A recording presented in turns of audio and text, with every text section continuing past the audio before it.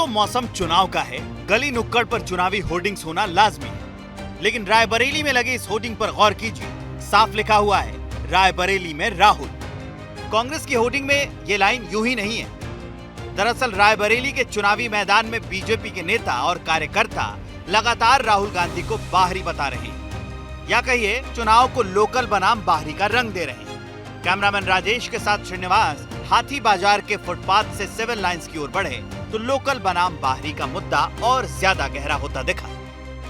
आप लोकल पे आइए, लोकल जो व्यवस्था है। अरे लोकल राहुल जी लोकल ही तो है। लोकल कहाँ है? 5 साल में लोकल आ जाते हैं। जो यहाँ का है वो यहाँ का है, लोकल वो हो गए। जो हमारे यहाँ व्यक्ति है वही लोकल है। दिनेश प्रताप सिंह लोकल हैं, और जो यहाँ सीवर लाइन, सड़कें, अब लाइट व्यवस्था जो दिनेश प्रताप सिंह करा रहे हैं वो कुछ नहीं कर रहे हैं। 10 साल सरकार थी यहाँ पे कांग्रेस की, माननीय सोनिया गांधी जी यहाँ पे रही है, सुप्रीम प्राइम मिनिस्टर थी वो यहाँ की। 10 साल आप लखनऊ से रायबरेली रोड पे नहीं आ सकते थे, 3 घंटे लगते थे। रायबरेली की एक भी सड़क, रायबरेली से ऊंचाहार चले जाइए, रायबरेली से जगतपुर चले जाइए, एक भी सड़क ऐसी नहीं। सड़क बन गई। और बताइए विकास, 10 साल महिलाओं की सुरक्षा, महिलाओं की सुरक्षा देखिए, आप सड़क देखिए। अब लोकल बनाम बाहरी का मुद्दा चुनावी बिसात पर क्या रंग दिखाता है मालूम नहीं। बीते दिनों अपनी मां सोनिया गांधी के साथ रायबरेली से जुड़ी यादों की एल्बम पलटते दिखे राहुल गांधी की तस्वीरों को भी इसी से जोड़कर देखा जा रहा है। ये तस्वीरें आपको इसलिए दिखा रहे हैं ताकि आप समझ पाएं कि रायबरेली के चुनावी बिसात पर राहुल गांधी के समर्थन और विरोध में कितने फैक्टर काम कर रहे हैं। अब फैक्टर की बात हुई है तो रायबरेली का कास्ट फैक्टर भी समझ लीजिए। रायबरेली में ब्राह्मण समाज की आबादी करीब 11%, है राजपूत करीब 9%, यादव करीब 7%, दलित करीब 34%, लोध 6%, कुर्मी 4% और मुस्लिम करीब 6% हैं।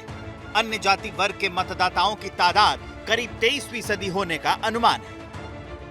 अगर इन आंकड़ों पर नजर डालें तो रायबरेली में एससी वर्ग की भूमिका निर्णायक है, लेकिन कास्ट फैक्टर के इन आंकड़ों में आधी आबादी को नजरअंदाज नहीं किया जा सकता। सवाल है, क्या सोचती है रायबरेली की आधी आबादी यानी महिला मतदाता? यूपी में महिलाओं सुरक्षा को अगर लेकर हम बात करें तो सुरक्षा के नाम पे जीरो, उनका कोई भी योगदान। तरफ योगी जी का बैनर लगा है कि जब से यहाँ आए सारे गुंडे जो हैं भाग गए यूपी छोड़ के। सर मैं कल ही का इंसिडेंट बताती हूँ। हम लोग वहीं एक नुक्कड़ पे खड़े हुए थे और कुछ महिलाएं अपना कांग्रेस मैनिफेस्टो दिखा रही थी, और कोई बताया गया कि भाई बीजेपी के कोई लड़का था, उन लोगों के साथ बदतमीजी करने लग गया। तो कहाँ से सुरक्षा? उन्हीं के कार्यकर्ता महिलाओं के साथ बदतमीजी कर रहे हैं। नहीं, देखिए ऐसा है कि राम राज्य तब चलेगा जब पेट में खाना होगा। पूजा हम लोग भी करते हैं रोज, बिना हम लोग पूजा किए घर में खाना नहीं खाते, बनाना नहीं शुरू करते हैं। इसके मतलब नहीं हम लोग पूजा नहीं करते हैं। महंगाई भी मुद्दा है। महंगाई बहुत बड़ा मुद्दा है, हर चीज महंगा है। कह रहे हैं कि ये पूरे गांधी परिवार की रही विरासत रायबरेली, लेकिन लोग कहते हैं कि अभी भी जो सदर का इलाका है जहाँ हम लोग खड़े हैं, आसपास का इलाका, सड़कें बेहाल। तो आप सब जगह के देख लेंगे, आप चाहे जहाँ का देख लेंगे, सब बेहाल है।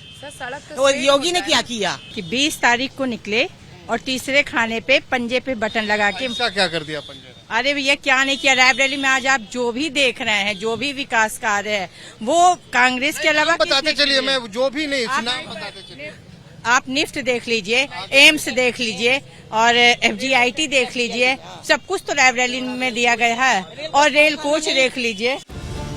महंगाई, बेरोजगारी, विकास, सियासत के सार्वजनिक मंच पर भले ही इन मुद्दों का जिक्र कम होता है, लेकिन रायबरेली की जनता का जोर इन्हीं मुद्दों पर है। रायबरेली के सिविल लाइंस इलाके में कांग्रेस के समर्थक हो या बीजेपी के समर्थक, कम्युनिटी के यहाँ केवल बुलडोजर दिखता है। अभी मुस्लिम कोई होता है तो दिख जाता है। ये सब जो है झूठ है, फौरेब है। हाँ, ये कुछ नहीं है। मोदी जी ने क्या दिया? कुछ नहीं दिया। जो दिया है वो सोनिया गांधी ने दिया, प्रियंका गांधी ने दिया है। और उसके बाद में हम लोगों को, गरीबों को क्या दिया है? कुछ नहीं दिया। फ्री राशन, 5 किलो राशन में गरीब बनाना रखना चाहते हैं। मकान दे रहे हैं। कहाँ मकान दे रहे हैं? जब जमीन ही नहीं दिया तो मकान क्या?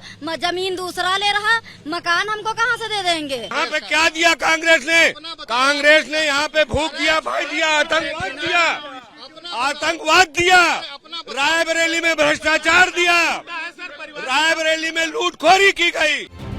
अब सवाल है, क्या वाकई रायबरेली की जनता, भले ही वो कांग्रेस के समर्थक हो या बीजेपी की, जिन मुद्दों पर बात कर रही है वो उनके मन की बात है? और जिन मुद्दों का जिक्र हो रहा है, क्या उन्हीं के आसरे रायबरेली के चुनावी मुकाबले का फैसला होने वाला है?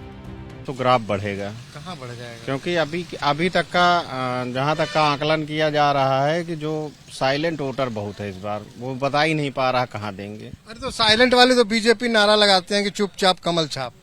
अरे वो तो सभी लगाते हैं। बीजेपी में तो देखें तो जो रायबरेली के जितने भी विधायक मंत्री हैं, जितने भी सांसद हो रहे हैं, जितने जिला पंचायत हो रहे हैं, सभी कांग्रेस से ही उत्पन्न हुए हैं।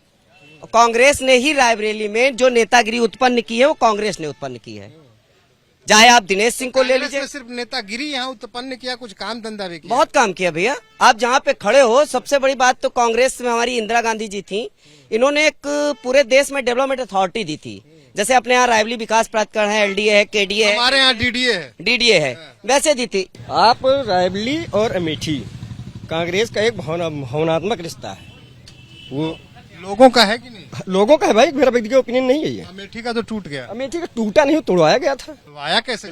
बिल्कुल मैनेजमेंट। आप हाथी से लड़ रहे हो, वो हाथी का चारा तुम भी खाओ ना, तब तो लड़ पाओगे। इस बार तो 400 पार है। नहीं 400 पार है, कहने तुम भी कहते हैं कि हम भी अगली बार विधायक बन रहे हैं।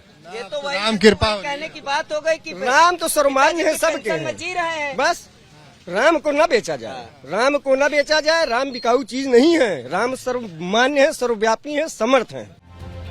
फिलहाल रायबरेली की जनता से बातचीत का सिलसिला यहीं पर आखिरी पड़ाव तक पहुंच गया। इसी के साथ आपको बता देते हैं कि रायबरेली में चुनाव प्रचार 2 दिन बाद थम जाएगा। रोजगार, विकास और महंगाई पर अपनी अपनी राय रख रही जनता फैसले का बटन दबा देगी।